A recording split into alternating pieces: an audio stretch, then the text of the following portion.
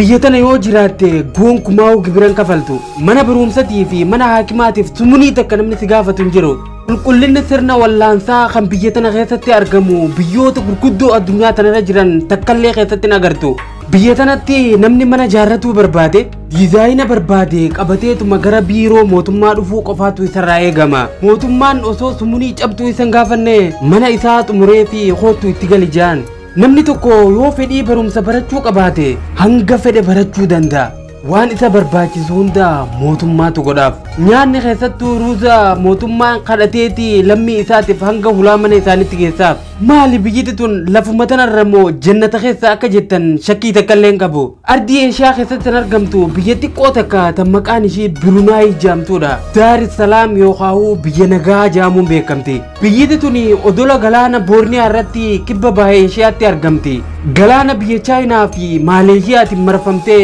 jidduutti argamti baay'inni uummata ishii gara 430 biyyiti addunyaa waa'ee ishii hin dubbanne tun addunyaa tanarraa qabeenyaan sadarkaa ajaa'ibaa jirti waan isin jee naamanta akka Global Finance Magazine bara 2020 keessa baasetti biyyiti tun qabeenyaan addunyaa tana guuturraa sadarkaa 5ffaarratti argamti mootichi isaanii Sultaan Hassan Al-Bokaa jaama isaa umriin isaa waggaa 21ti abbaa isarraa aangoo dhaale waggaa 50f mormii takka malee biyyattii bulchaa ture ammallee bulchaa jira biyyiti Birunaay liqii addunyaa tanarraa qulqulluudha sumunii cabxuu biyyoota birarraa liqeeffatteen beeytu lammiileen biyyattii parsantiin 80 amantii musliimaatti hordofan biyyattii keessatti dhugaatiin alkoolii dhoorkaadha warshaan dhugaatii alkoolii oomishu tokkolleen biyyattii keessa waan hin jirreef namni daawwuudhaaf gara biyya tanaa dhufuu fi umriin isaa waggaa 17 ol dabre yoo barbaade alkoolii dhuguuf isa barbaachiftu biyya birarraa fidatee dhufuudha danda'a qabeenyi guddaan biyyattiin galii irraa argattu gaaza uumamaati masaraan mootii biyya Birunaay Istaanaa Nuurul Iimaan jaama guddinaa fi bal'inaanis masaraan mootummaa isatti qixxaatu White House dabalatee addunyaa tanarra hin jiru gatiin inni itti ijaarames masaraa mootummaa lafa addunyaa tanarra jiran hundarraa qaalidha kutaalee 1788 of keessaa qaba mana fincaanii 257 qaba Ganda bishaan itti daaqan gurguddaa 5tu masaraa kana keessa jira akkasuma bakka konkolaataa itti dhaaban 800 of keessaa kan qabu yeroo ta'u hulaalee gurguddoo 5 qaba meeshaalee mana fincaanii keessa jiran dabalatee meeshaan masaraa tana keessa jirtu guutuun daabarraa yookaan warqirraa kan hojjetamteedha wanni hunda caalaa nama dhibu immoo sooftiin mana fincaanii keessa jirtulleen daabaan tan cuubamte ta'uu isaati mootichi biyyattii biyyoota gurguddoo addunyaa tanarra jiran hunda keessaa biizinasaa fi qabeenya gurguddaa kan qabudha konkolaataa waan hedduu jaalatuuf mootichi kun mataa isatti konkolaataa moodeela haarayaa fi kanneen ajajaan dalagaman konkolaatota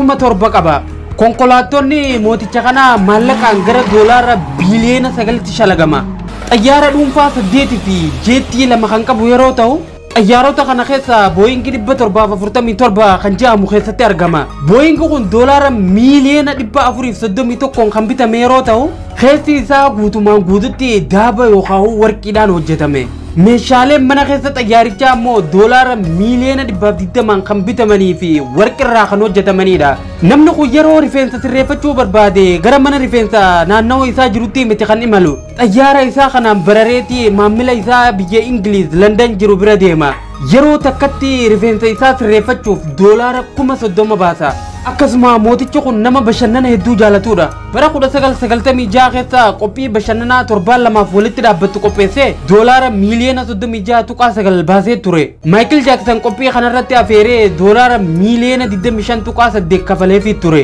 aruuza ilma isarratti walliftuu Whitney Houston akka walliftuuf afeeramte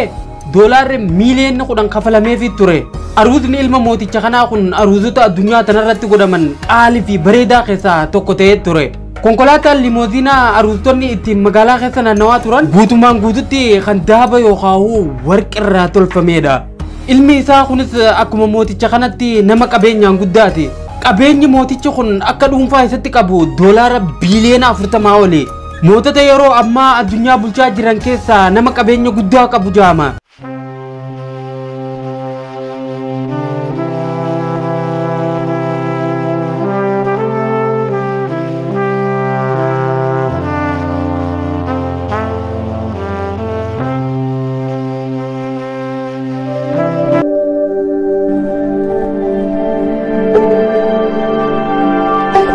Entertainment Serial.